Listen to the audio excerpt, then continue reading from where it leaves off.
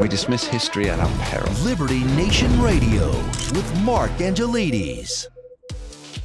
And we're back with Liberty Nation's national security correspondent, Mr. Dave Patterson. Now, Dave, I want to move on to the U.S. reaction and also ideas a little further field on the Israel issue here.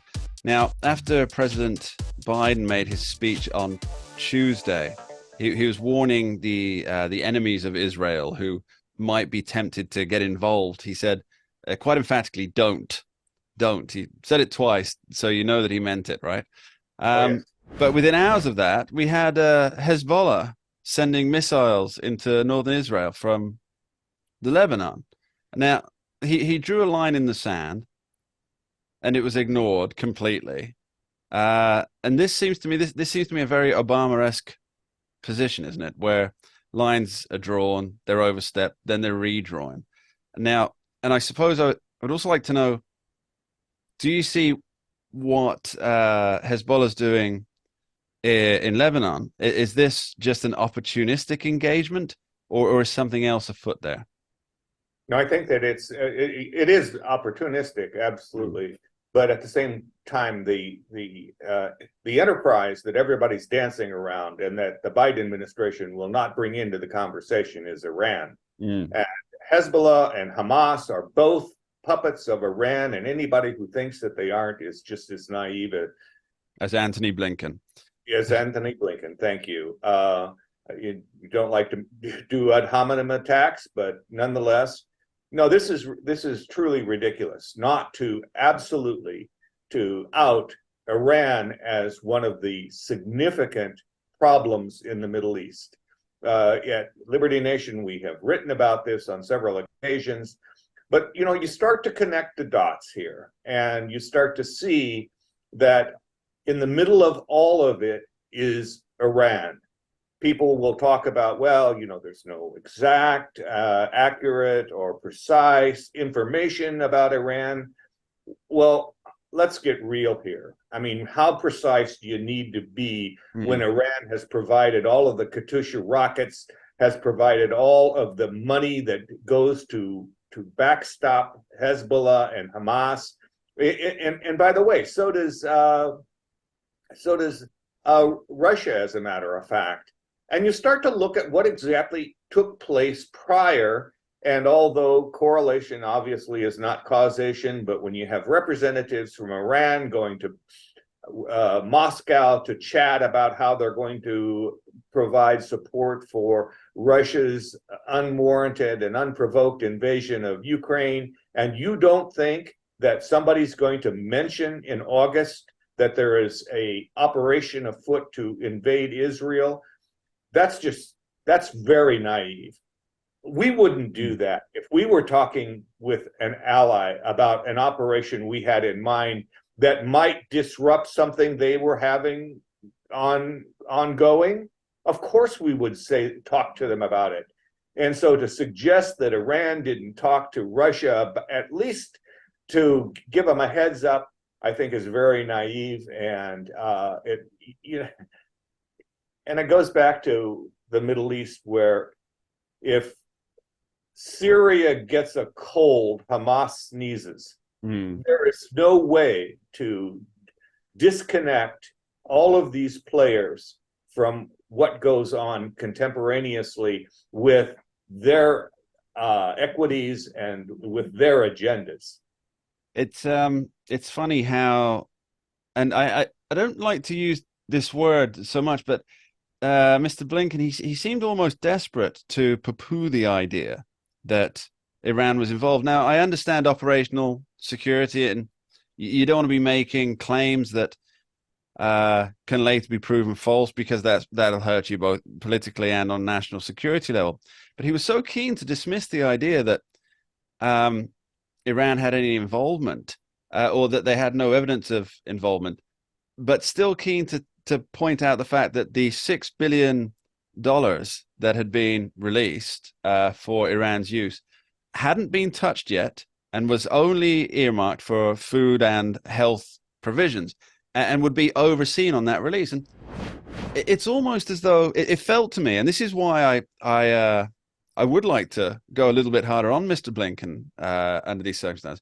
It seemed to me as though he was trying to pull a fast one, because the idea that if you give me $6 billion here and say, Mark, you can only spend this on food and we're going to watch. And I go, okay, that's no problem. But I've got another 6 billion in my other hand. And I was going to spend that on food myself, but this 6 billion I have to spend on food. So now I've got 6 billion on this hand that I was going to spend on food, but I don't have to because I've got 6 billion in my other hand.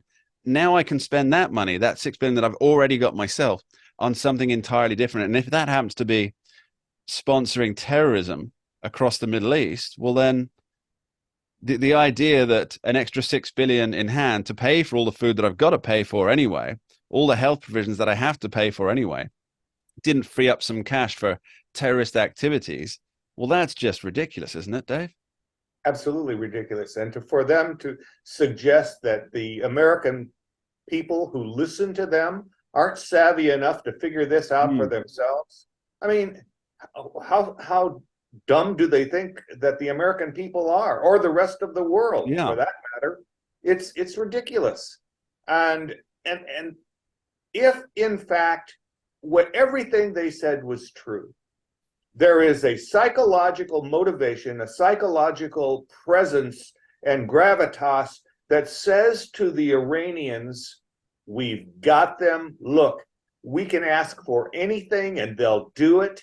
And so we're going to go do what we want to do because the feckless Biden administration isn't going to do anything. In fact, they're going to support our case to the rest of the world. So why should we pay any attention to them? And so you look at whether they have the money or not, it is a support for Iran that you certainly didn't see in the Trump administration. And for that matter, in Bush or Reagan, you didn't see this kind of foolishness. And they didn't have that many wars in the Middle East. Yeah, it seems to me that Joe Biden, President Biden, he wants the Iran deal to go ahead because obviously it was crafted by the Obama administration, the wise hearts in the Obama administration, and then Donald Trump came along and said we're not doing it, and so Joe Biden wants to get back to that because he wants to erase any and all legacy that Donald Trump may have. And that includes, let's be fair, the Abraham Accords, which are possibly the only thing saving those who are trying to escape from the region right now. But even after all this, do you think that Joe Biden will still be pushing for the Iran deal to go forward?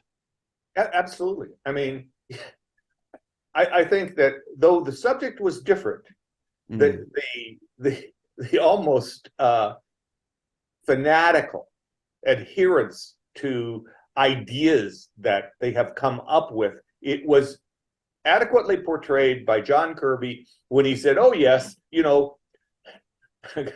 climate change is a threat. We need to be concerned because it could wipe out the entire world.